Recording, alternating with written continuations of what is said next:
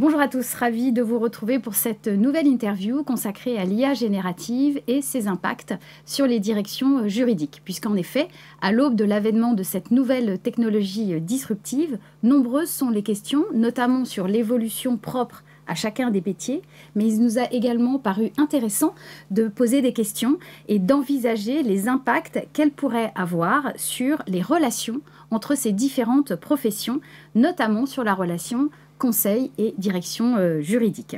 Alors pour se projeter et commencer à dessiner les contours de cette nouvelle relation, je suis ravie d'accueillir Louis de Goos. Louis de Goos, vous êtes avocat associé chez Kyle Gates, vous êtes associé gérant également du cabinet parisien et vous êtes candidat au bâtonnat de Paris.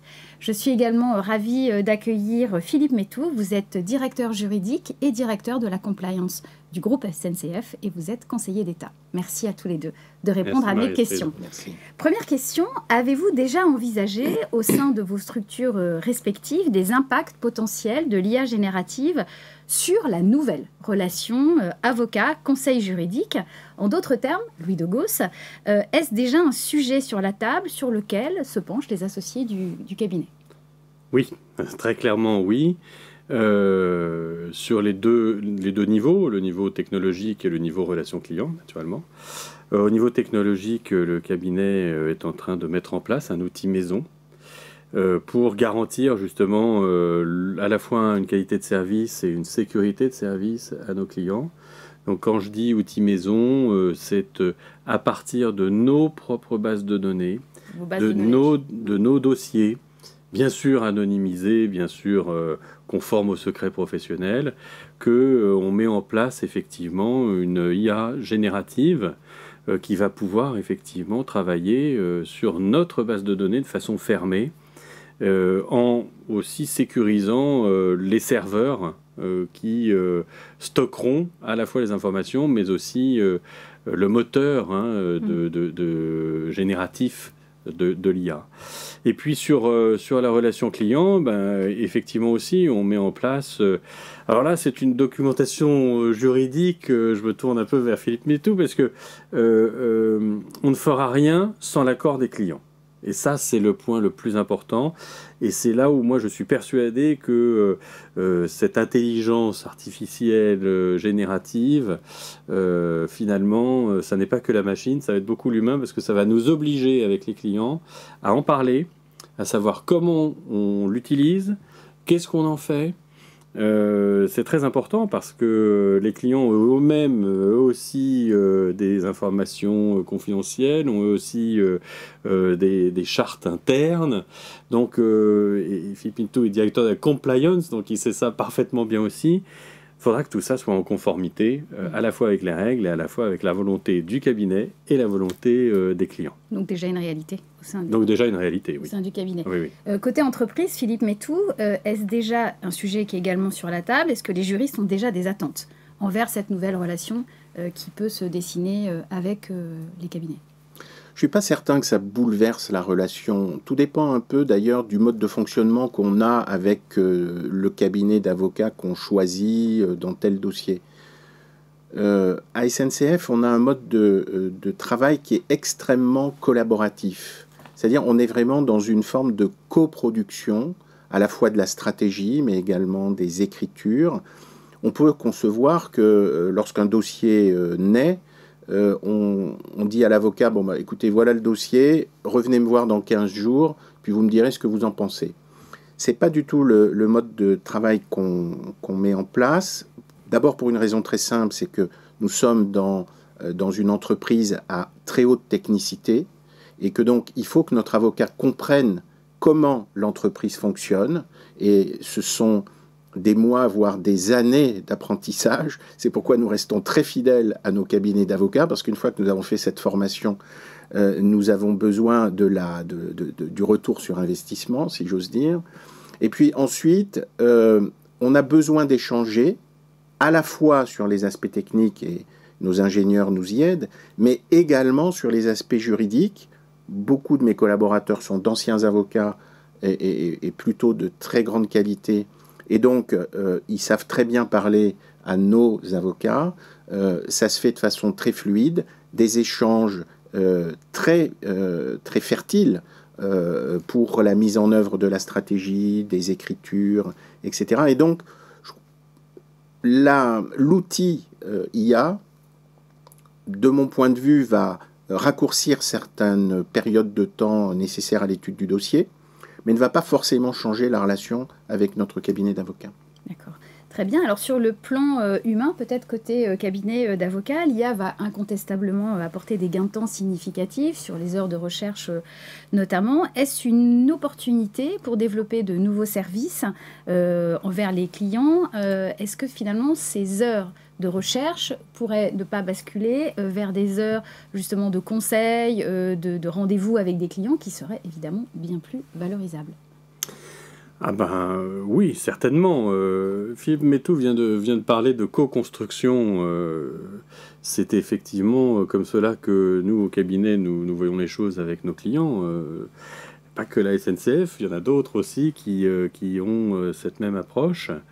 Et plus valorisable, vous avez dit le mot, je pense qu'effectivement, l'IA générative, la numérisation, l'automatisation de façon plus générale, va nous, je le dis, débarrasser de certaines tâches qui sont pas les plus intelligentes, pas les plus valorisables, pas les plus intéressantes pour les humains que nous sommes. Hein, et en revanche, on va pouvoir se consacrer à des tâches effectivement, peut-être effectivement plus stimulantes et en construction avec le client, parce que nécessairement ça ira vers la stratégie, ça ira vers un conseil plus adapté et donc une meilleure connaissance de l'entreprise que nous conseillons. Et une meilleure connaissance aussi peut-être de la façon dont les cabinets ont, parce que chaque cabinet a aussi un peu ses marques de fabrique, ont une approche tactique ou stratégique dans la gestion des risques ou dans un litige ou dans la construction d'un schéma plus ou moins complexe juridique. Alors justement, côté entreprise, sur les attentes des juristes dans cette nouvelle relation, vous évoquiez tout à l'heure la co-construction déjà avec vos cabinets d'avocats. En pratique, est-ce que vous avez certains souhaits déjà sur une évolution possible, si vous deviez, au-delà de la co-construction, évoquer déjà des souhaits d'évolution? Dans la même ligne, je crois qu'on sera dans la confrontation d'idées, c'est-à-dire surtout quand on n'aura pas forcément le même outil d'intelligence artificielle qui pourra donner des résultats sensiblement différents dans certains cas, en tout cas on peut le supposer. Je crois que ce sera l'aspect un peu stimulant intellectuellement de l'exercice. Alors on ne choisira pas nos cabinets d'avocats parce qu'ils auront un outil d'intelligence artificielle différent d'une autre. Hein. Je vous rassure tout de suite, les critères de choix se font sur bien d'autres aspects. Mais en tout cas, comme le disait Louis de Gauss, je crois qu'en réalité, tout le travail qui est à faible valeur ajoutée sera laissé à la machine. Il faudra juste qu'on soit certain qu'il n'y ait pas d'hallucination et qu'il n'y ait pas d'erreur, et il faudra le vérifier, tout cela. Mais tout le reste du travail, j'allais dire, dans la relation client-avocat, sera à peu près le même. Et il n'y a pas de raison d'ailleurs qu'il change, puisqu'il convient à tout le monde. Alors peut-être, en effet, parfois la machine pousse-t-elle plus loin les investigations qu'on ne pouvait le faire à une époque et recherche des jurisprudences qui sont parfois plus nombreuses que celles qu'on avait pu connaître à une certaine époque. Mais en tout cas, je crois que la relation n'en sera pas bouleversée. Elle sera sans doute un peu modifiée, mais pas bouleversée. Et sur le plan économique, on parle évidemment beaucoup de l'impact de l'IA générative sur la facturation. Côté direction juridique, aurez-vous des attentes sur cette nouvelle relation financière? Oui, certainement. On sait qu'aujourd'hui, le poste souvent le plus important de la facture d'un avocat, c'est recherche, prise de connaissance du dossier et recherche. La prise de connaissance, elle peut se faire désormais, et surtout pour les dossiers extrêmement volumineux, elle peut se faire par l'intelligence artificielle. Donc il y a un gain de temps et forcément un gain d'argent. Et puis les recherches jurisprudentielles, elles aussi, peuvent se faire de façon extrêmement rapide et beaucoup plus rapide que si c'est 1, 2 ou 3 collaborateurs qui les font dans un cabinet d'avocats. En revanche, où on sera, je crois, on ne sera pas regardant, c'est sur la vérification qu'il n'y a pas d'hallucination dans les recherches et dans le dépouillement du dossier. Donc ça, je crois qu'un cabinet d'avocats peut le valoriser. En revanche, il ne facturera pas des heures et des heures de recherche comme il est obligé de le faire aujourd'hui. Alors justement, côté cabinet, anticipez-vous cette demande ? Oui, oui, et je suis tout à fait d'accord avec Philippe Métou. Je pense qu'effectivement, le poste recherche de façon générale, comme ça, qui arrive, prise de connaissance du dossier, qui peut être un poste important et qui est un poste mal accepté par les clients, c'est normal, parce que qu'est-ce qu'a fait mon avocat pendant X temps de recherche, de prise de connaissance du dossier ? On ne sait pas vraiment ce qu'il a fait, puisque ce temps est passé par l'avocat seul quand il reçoit le dossier au début. Et donc on n'est pas dans la co-construction, on est dans la prise de connaissance du dossier par l'avocat. Je pense que ce poste-là va réduire effectivement, grâce à l'intelligence artificielle générative, la synthétisation de cette intelligence artificielle va permettre de gagner du temps. En revanche, je pense qu'il y a un poste qui va sensiblement grossir après, c'est le poste approfondissement. Donc tout ce qui est recherche, prise de connaissance, ça va être réduit. On aura du coup pris connaissance du dossier plus rapidement, on sera plus vite dedans. Mais on pourra du coup mieux parler avec le client. Et en co-construction avec le client, justement, l'approfondissement de certains points sera décidé ensemble.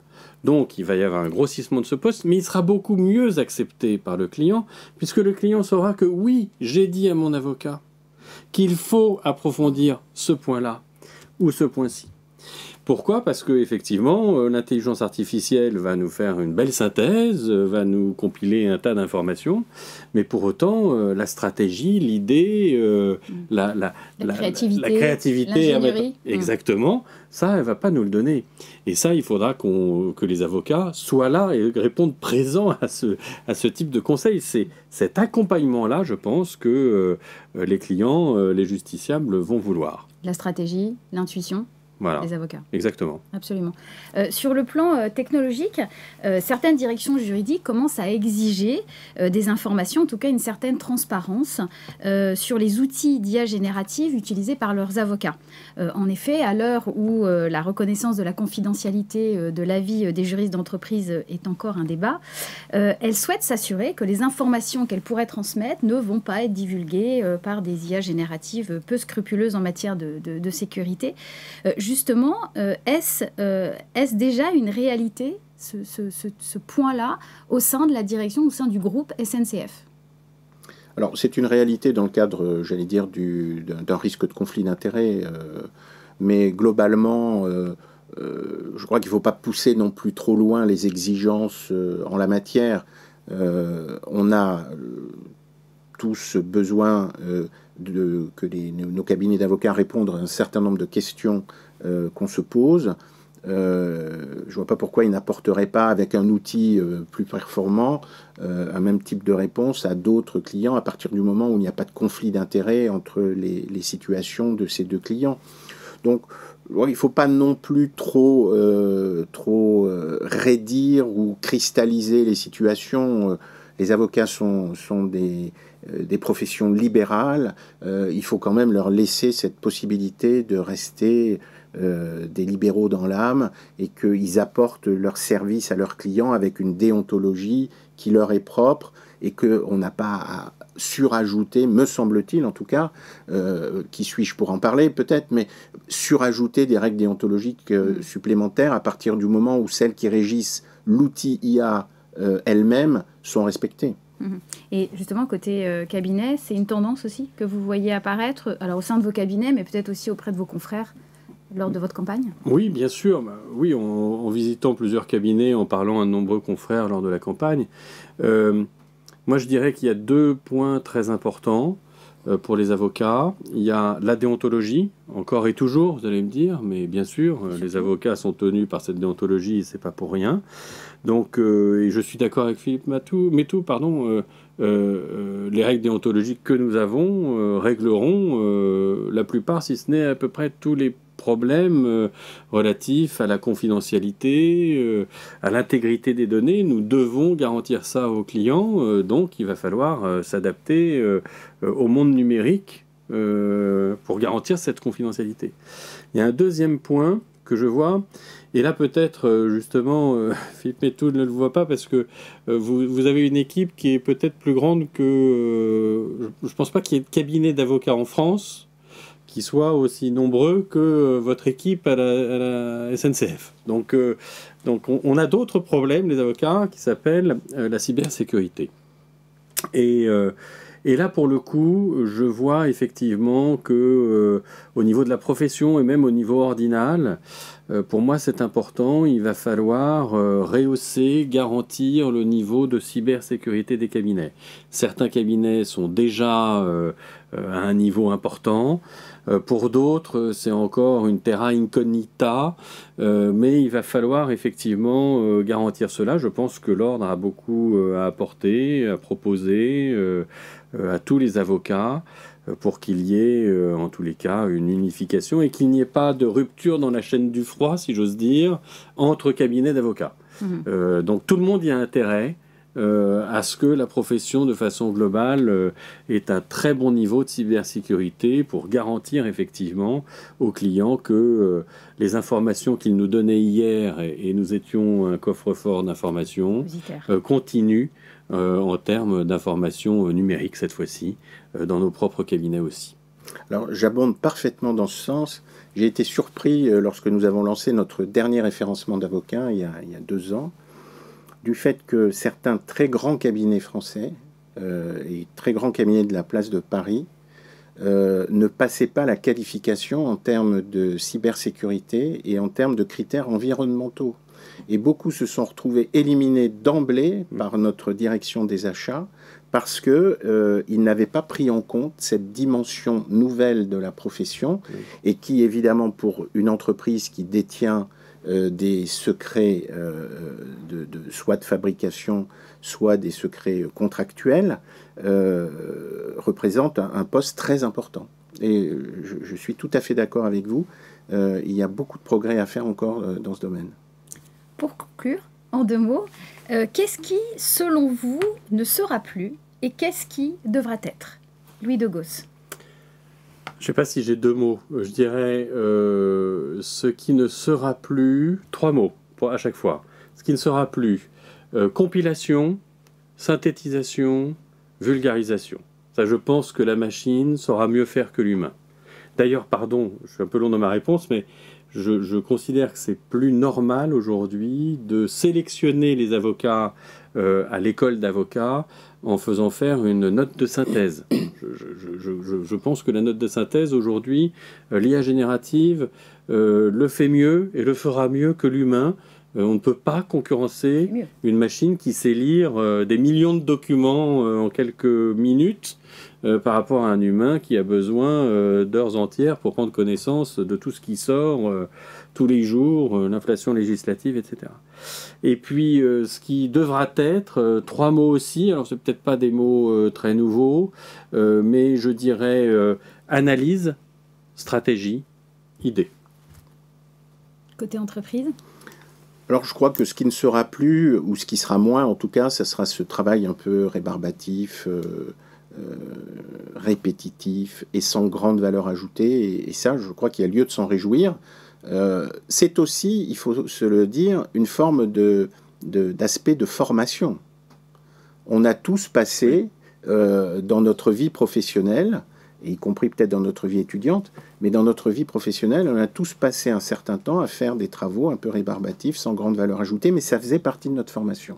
Donc il faudra peut-être aussi se poser la question de savoir comment nous formerons les générations futures alors qu'ils n'auront plus à faire ces travaux qui sont un petit peu rébarbatifs et sans grande valeur ajoutée et parfois très chronophages. C'est d'ailleurs le gain, je crois, essentiel. le fait qu'on gagnera du temps dans notre activité.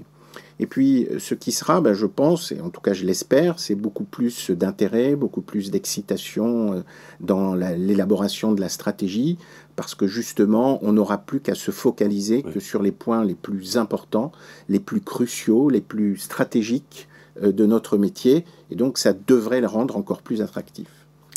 Louis Degos, Philippe Métou, merci infiniment d'avoir répondu à mes questions, et au nom de LexisNexis, je vous remercie pour votre attention.